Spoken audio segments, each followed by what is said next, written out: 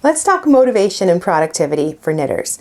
Now I know sometimes we see this beautiful project, we need to cast it on right away till we look at the pile of projects that we've felt that way in the beginning about, but now they're kind of languishing in a pile. Or maybe you know you have some gifts that you need to knit for Christmas and that deadline is coming up and you've just lost all motivation to work on those projects. What can you do in these situations? Well, that's what we're going to talk about in this month's Knit and Chat. Hey nerdy knitter, Tanya here. I'm a certified knitting instructor and a master hand knitter, and I believe knitting is a form of self-care. You can take time for yourself and your creative hobbies like knitting and still create beautiful garments that you love to wear. And I'd like to dive into more of the productivity and the self-care side of knitting today. And those times where you've lost motivation to work on your projects.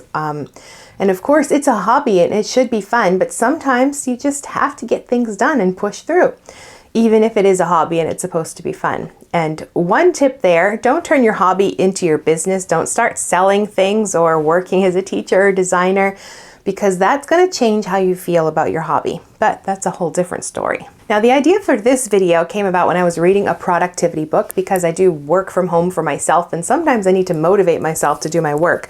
And the book I was reading at the time, some of the ideas, it made me think about like a current knitting project. I was working on a double knit scarf. And at the time I was about 9 months into it on the same project and just plugging away trying to finish that scarf. And honestly, I had lost all motivation to finish it, but it was a gift. And I had already devoted 9 months of my life to that project and it was closing in on the end. So I knew I wanted to finish it. So I was trying to motivate myself to get that done.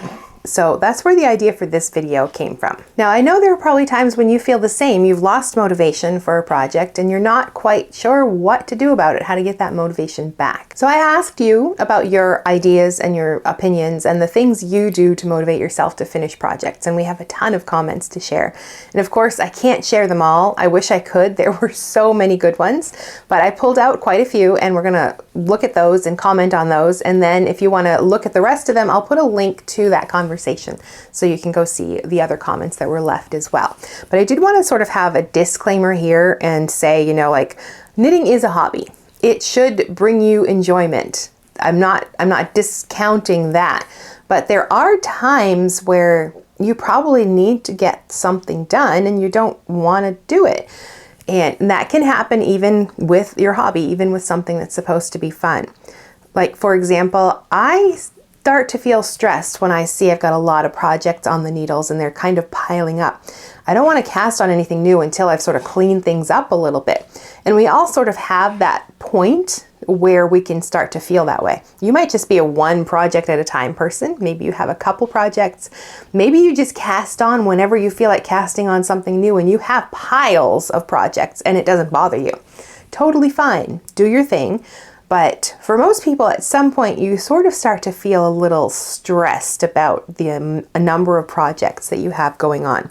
And that's not enjoyable either for your hobby. So I try to avoid that by not having too many things going on at once and trying to keep things at a manageable point. And really, let's be honest, there are points in our projects where we lose motivation to work on them. And we've got names for it: second sock syndrome, sleeve island. Like you might have been so happy to cast on that project, so excited, but then at some point it just, I don't know, becomes a slog, or you know, that second sleeve and you're just tired of that project even though you loved it when you first started it. We generally get that way sometimes at some point with at least one or two or some of our knitting projects, and that's totally fine. So in those situations, we have to motivate ourselves to finish. Or, I mean, if you're happy just to have piles of unfinished things, that's fine too. It's your hobby and it's your choice. But for those of us who don't want those piles of unfinished things, we know we need to make some choices. So the first thing you need to ask yourself is, am I going to finish this project, or am I going to frog it and reuse that yarn for something else? That's the first thing. Like, you have to make a choice at some point with that project that's been sitting there. And it's totally fine to not finish it. It's totally fine to pull all the yarn out, recondition it, and use it for another project. Go ahead and do that if that's what you want to do, if you really cannot bring yourself to finish that project that's just kind of sitting there. But for those other projects that you know you need to finish or you want to finish, then maybe you just need to find some motivation to get it done. And that's what I want to talk about today. How can we motivate ourselves to finish those projects that we need to finish? Once you've decided, okay, I've got to finish this project, I know I do, what can I do about it? One of the things I do, but knitting is my job, so this sort of applies in that way. During the week, Monday to Thursday, that is work knitting. Like if I have to work on a design, or if I'm working on like a sample for teaching or swatches for teaching, then Monday to Thursday are the days that I work on those projects. And then Thursday to Sunday is my fun knitting. That's the personal things that I want to work on. That might be knitting, might be crochet, and soon it might be spinning as well. I'm hoping to get a spinning wheel for Christmas. So I look forward to my projects on the weekends because I know during the week I don't work on them unless I've finished all of my work knitting and I've got some more free time for things. Then I can pull out my fun knitting. But for me, that helps motivate me. And also, let's say like knitting's not your job, but you have a project that kind of feels like work. Then you could set work hours for that project and say, okay, when I'm going to knit during these hours, it's going to be that project I know I need to finish. Then I want to get it off my needles. Then have a work day that's just for those types of projects. That might work for you. So I like to read productivity books, and a recent one that I read is called Feel Good Productivity by Ali Abdaal. He's a YouTuber, really great channel if you like to watch productivity kind of content. And for me, where I work for myself from home, sometimes I need that kind of motivation to work, and I need new ideas to help me focus and work on the things I need to do. So I like to read those books, and this one I really enjoyed, and I think some of the things he talks about in there can apply to our knitting.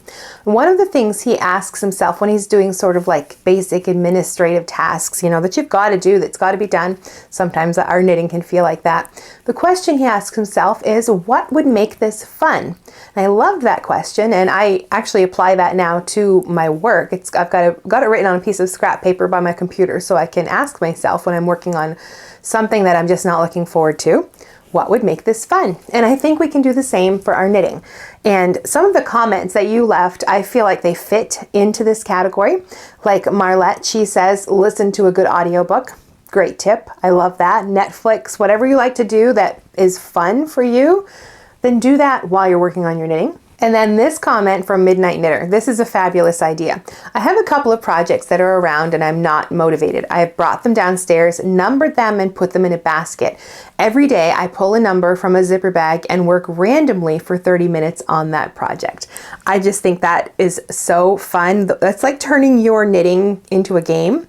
So I just think you could try that. Like do that with those projects. If you've got a few that you just, you're having a hard time finishing, do this, number them, and just draw a random number every day to work on that project for 30 minutes. I think that's really cool and definitely a fun idea. And then another good one from Handmade by Honeybun. Once I've lost motivation, I start 30 minutes a day or knit as I watch some anime episodes. That way I'm distracted and I end up doing more of the project than I would have. So those are all really good tips. And ask yourself when you have projects that are sort of meh and they're not so fun anymore, what would make this fun? What would make this fun to finish it up and get it off my needles? Now, another thing I learned from this book was about using daily habits or things in your day that are already part of your day to tie new tasks to them. So let's say you always have a coffee a certain time every morning. What task or what knitting project can you tie to that time of day? Meal times are another time where they're just a natural part of your day. So what tasks, or for me, tasks, yes, because I'm working from home, so I do have like certain tasks I'll tie to certain times of the day. But for knitting, you can use the same thing, and that's actually something I did naturally. So I read it in the book, I was like, oh, I was doing that already. With the double knit scarf that I've been working on for the past 10 months, at a certain point when it was just not fun anymore, I made a goal of, I knew I wanted to do half a chart every month, and I figured out how many, there was a couple rows a day on weekdays to get that finished. So I tied it to my breakfast or my lunch break, whichever meal I was having that day. I usually only have breakfast or lunch, and then I have dinner, maybe a small little snack in the afternoon, but usually 2 meals a day. So that first meal, I knew when I was done eating, I could watch a bit of YouTube or whatever, and I was going to do however many rows I wanted that day. I had to do at least 2 rows of the chart. So 4 rows of knitting altogether. And that helped me to, I mean, I still didn't love doing it, but it sort of just became a daily habit. Like I was just going to work on those rows while I had my lunch break or my breakfast break and just knock them out. And that really helped me get through the final end of that scarf. And this is something that you also left comments about as well. Jenny says, I generally just remind myself how good I'll feel and how proud of myself I'll be when I'm finished. If it's a large long-term project like a blanket, I'll set an objective of say 30 minutes a week in order to ensure progress. And Andrea says, I put myself on a daily schedule to finish something, i.e. knit 5 rows, finish the ribbing, finish a toe, something like that. And then Tina says, I'm always working on several different projects at a time. If I lose the desire to knit one or finish one of them, I either put it aside for a while or tell myself not to start new projects until it's finished. I then continue knitting on it while also knitting on one of the other projects that interest me. So far, this has helped me to rediscover the joy of it and finish it. If not, it gets frogged. Another method I'm using is setting small goals for myself, like knitting 5 to 10 rows a day, not beating myself up if I don't reach them. After a little time, I don't need those goals anymore. I just knit. And then one more from Nurse Kara Knits. If it's really a bear, I force myself to do 15 minutes every day before I can work on any other project. I used to do the X number of rows a day, but that didn't work for me. 15 minutes does the trick, and I often find by the time 15 minutes is up, I'm okay to go a little longer. So those are all really great ways to sort of use a daily habit, you know, tie it to a certain time of day, plan to work on, you know, a certain number of rows or a certain amount of time per day just to get that project done. And you'll feel really good when you finally accomplish that thing that you've set out to do. Now, deadlines are another thing that you can use as motivation. I don't know. I don't like deadlines as motivation for me.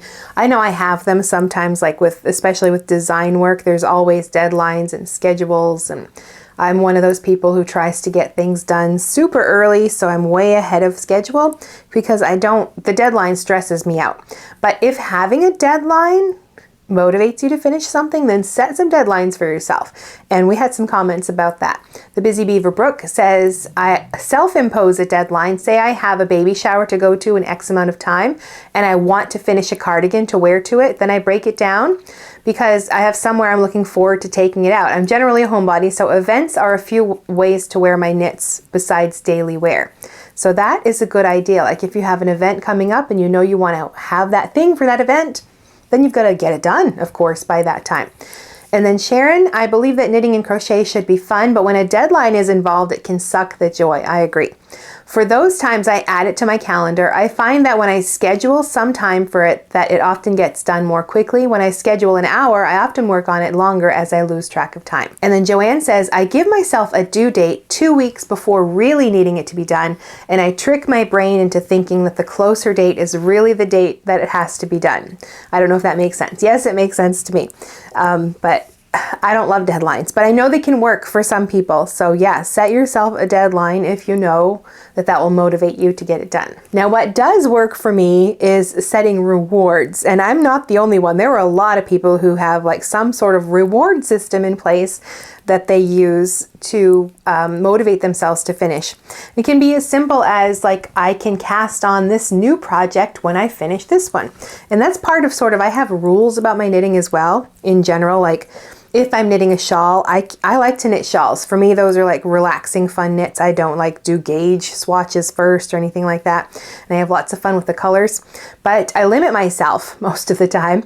If I have a shawl on my needles, I can't cast on another shawl until that one is done. And that can sort of motivate me when I get to the point where, because I like to pick a shawl that has like maybe something interesting about it or maybe the way it's constructed.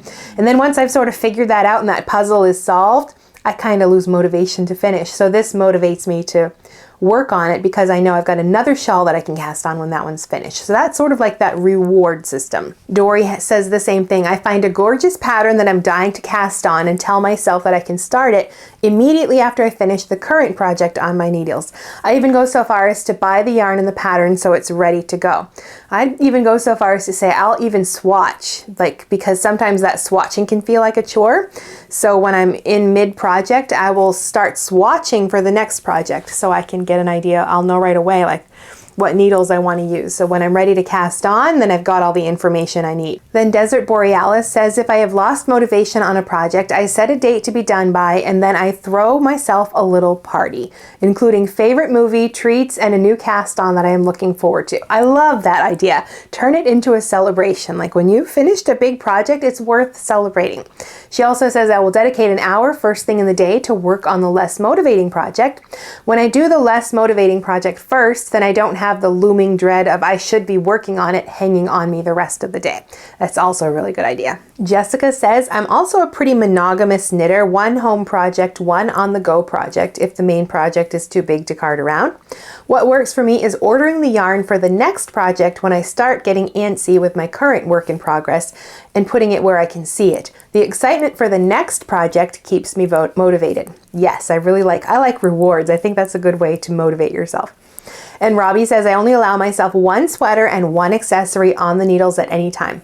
In addition to the desire to wear the projects I'm working on, the more I'm excited about my next cast on, that keeps me motivated. I really love all these ways of rewarding ourselves because for me is more fun than deadlines and, deadlines feel stressful, but I mean, we all need them for different things in our life. And if that helps you get things done, definitely. But I like the more fun side of things. So we have all of those. How can I make this fun? Deadlines. How can I tie it to habits during my day? How can I reward myself? All of those are good motivational tools to do things. And then beyond that, we had more advice that doesn't sort of fit in those categories that I wanted to share. So Sunny Stitcher says, I have limited materials, so typically if I'm motivating myself, I'm finishing the object to reclaim my needles and cords, to then start something that is exciting for me. And yes, I agree. That's one of my rules. I only have so many needle tips, and when they're all in use, I can't take them off the project and start a new project. I won't let myself do that. Because I know a lot of the interchangeable sets now come with like end caps. You can just leave your project on a cord and use the needles somewhere else. But I try not to do that just for this simple reason, because it's better to finish up that current project and then I can use those needles for something else. So I definitely agree with you, Sunny. And Luna says the same. I only have limited needles and I don't allow myself to cast on a new project until the other one is finished. In the meantime, it's fun to look for the pattern I want to knit next and really take into consideration the material, the shape, etc. And I really love this tip from Amy. I have a tip that helps me with any sort of task that lasts multiple days. When I stop working on it for the day, I quit just before a natural stopping point. That little bit remaining bugs me, so the next day I am itching to pick up the project again, at least to do that one bit. And once I start, inertia keeps me going. This helped me write my PhD thesis. Each day I'd stop when I only needed one paragraph to finish the chapter, or I needed to reindex a document, write the last line of a proof or something like that. I love that tip. That's such a great idea. So if you have a project that has sort of like these natural stopping points, stop just before it, so you'll want to pick it up again the next day to get through that point. Or here's another great one from Carrie. I sometimes have to put the project aside, make a quick instant gratification project like a hat or a dishcloth, then I go back to the unfinished project. That break and a finished project in between makes a big difference. Really good tip. Or May's Ruth, I generally have two projects going at a time, one knitting crochet, one some type of sewing or embroidery. If I start getting super aggravated at the one I'm currently working on, then I switch to the other. But I cannot start a new project of that type until I finish the current one. There are times I do fail, but I've gotten decent at hitting my stubborn button to stick to it. Those are all really great ways to motivate yourself to finish something you know that you need to do. And the last selection of comments focuses more on the person who's going to receive it, especially where it's a gift.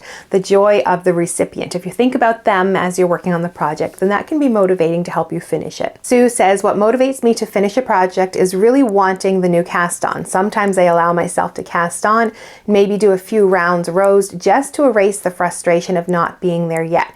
But it gives me that push to finish the work in progress. Also, just imagining the joy of finishing and giving that gift to the recipient is a great help for me. Christine says, I try to think of how happy the person will be when they see the finished project. Pink Panda Miranda says, I'm almost always making something for someone, so I just think about how much they'll like it and then I can finish it. And Masuga Nut says, I think about the person I'm knitting for. If it's something for me, then that project is going to die on those needles because I won't bother.